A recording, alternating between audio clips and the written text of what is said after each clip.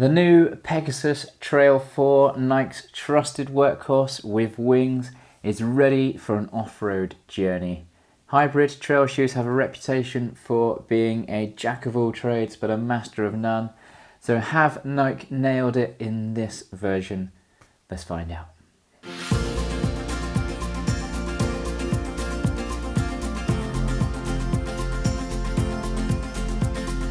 Hello and welcome back to The Vegan Runner. So today we take a look at the Nike React Pegasus Trail 4, out for their first run, an hour around the trails at Tamar Lakes with a Saturday morning park run nestled in the middle. The perfect run to get in some gentle zone 2 miles underfoot whilst also using the park run to try out the Pegasus Trail 4 at a little bit faster. After 25-degree heat and sunshine for most of the week, conditions were a little bit greasy out there. We've had a wet weather this morning. It was about 10 degrees, a lot colder, a little bit windier, and it had settled the dust down, and it was giving the Trail 4 a chance to try out some interesting running surfaces.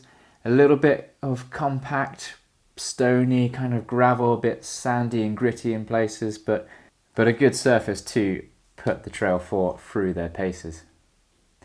Now, just before we get into the first impressions review, some technical specs. So this is a neutral shoe. We've got a 9mm heel to toe drop. The lugs are about 3 to 4mm, and in my size, UK 7.5, they're weighing in at 267 grams. Today's review is just my first impression of the shoe. Once I get them around to about 100 miles and I've tested them in a wider range of conditions, I'll give you my full review. So go ahead and click that like and subscribe button so you don't miss out on that one. Now, this is my first Pegasus for a long time, one of my first daily trainers, and I got on with them very well, but it was about 4 years ago now, which was the Pegasus 35. I love them so much I ran my second half marathon in them, but since that iteration the Pegasus lineup took a different direction, and after the 37 I couldn't really just get on with them anymore. They had kind of firmed up, they'd got kind of bulky as well along the way, so I hadn't run in a Pegasus for quite some time. Now, since I last ran in a pair of Pegasus, they've actually released 3 versions of the Pegasus Trail shoe, and in this iteration it looks like they've made some big changes over the past 3 models. They've lowered the drop from 10mm to 9mm. They've slimmed down the foam in the heel and they've lowered the stack height, and most excitingly the weight has dropped from around 310 grams to 270. Now that's pretty huge. They've also added the flywire cage to the lacing and completely redesigned the traction pattern on the outsole. It's a complete redesign. It feels like something that's been designed from the ground up, and I'm always excited to put trail shoes on that feel light yet have enough kind of cushion to feel comfortable over those long runs. So I was looking forward to this first run. So let's get into the first impressions review, and we'll start with a few likes.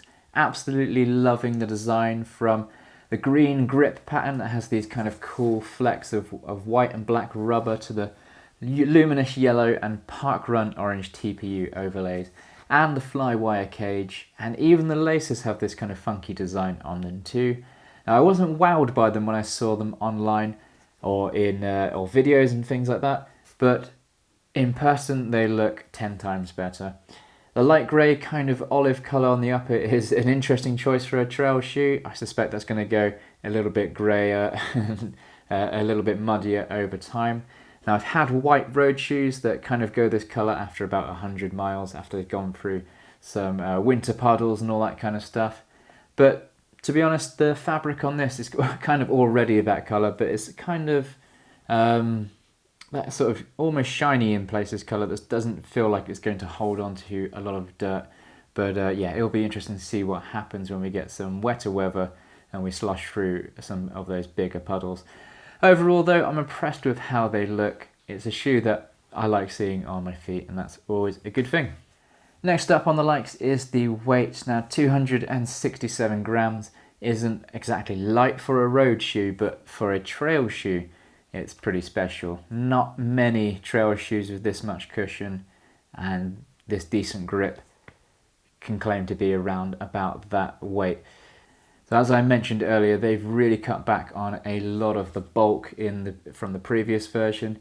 Each shoe now is about 13% lighter, and that's not really tinkering around at the edges, is it? That's a pretty dramatic shift, and it brings the Trail 4 into the range of a shoe that feels quite peppy and light underfoot, a shoe that you don't have to fight to kind of find that feel and that flow and that rhythm. Road to trail is how Nike are marketing this shoe, and for once it's actually a trail shoe I wouldn't mind wearing for some road sections. The trail surface I was running on today is very hard and compact. There's not a ton of difference between it and a road surface really, and the Peg Trail 4 held up pretty well. Typically when you wear a trail shoe on a hard surface you can feel pretty much every lug under your foot, and it kind of presses into the sole of your foot, and sometimes it can make the shoe quite unstable as well. But I'm quite happy to say that this wasn't the case with the Trail 4. It felt pretty comfortable and stable.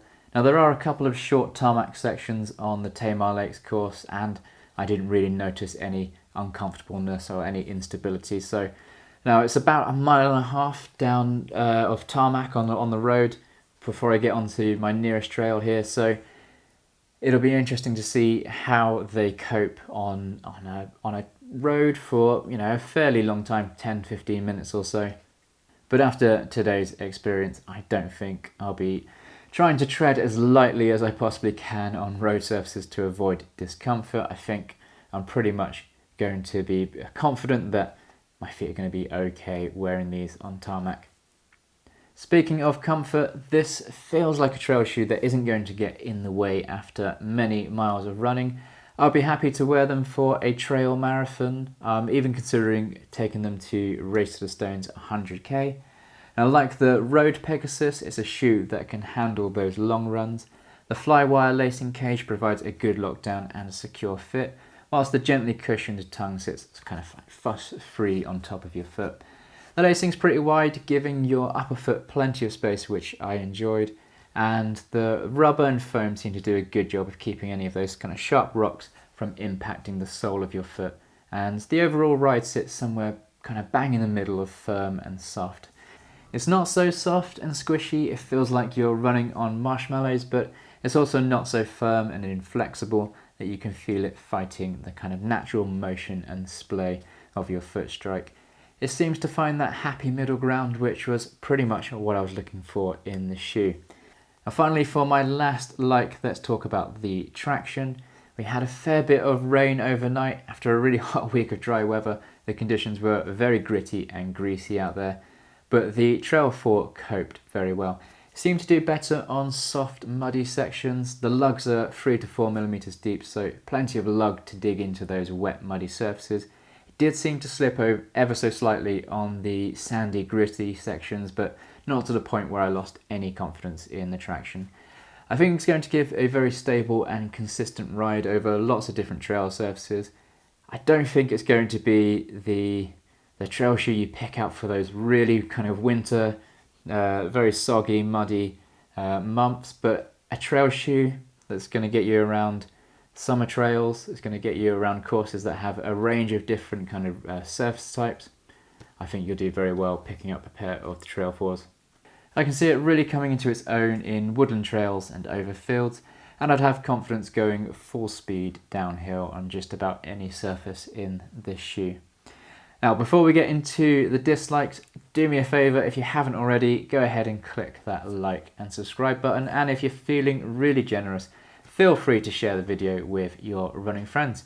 I make twice weekly running videos covering a range of different content, from park runs to ultra marathon training and everything in between. Right, back to the review and onto the dislikes. First up, for a spring and summer trail shoe, they do run a tad on the warm side.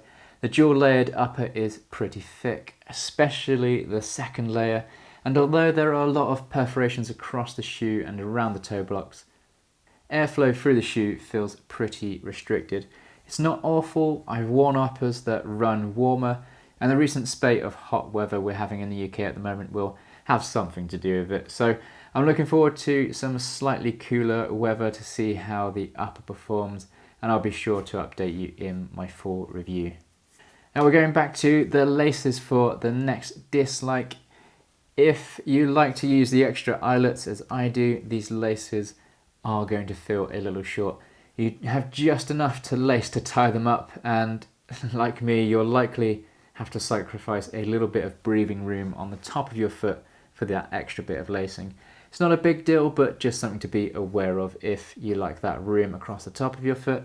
And using those extra eyelets, you'll probably want to swap out the laces for some that are a little longer. And unbelievably, that's it for the dislikes at this stage. Really not much to dislike at all. I think Nike have done a really good job of turning this trail shoe lineup around. They've reduced the weight, they've slimmed the overall profile down, they've got the shoe lower to the ground, improving the feedback from the trail. They've redesigned the grip pattern, that gives confidence on multiple surfaces, and they've released a hybrid trail shoe that can handle a stretch of tarmac without becoming uncomfortable. I'm looking forward to putting the next couple of 100 miles in them, and I'm confident that they're going to hold up well to a battering on the trails, but we'll be sure to give you my full review and update once we reach 150 miles. Thanks for watching, and until the next one, be the best you.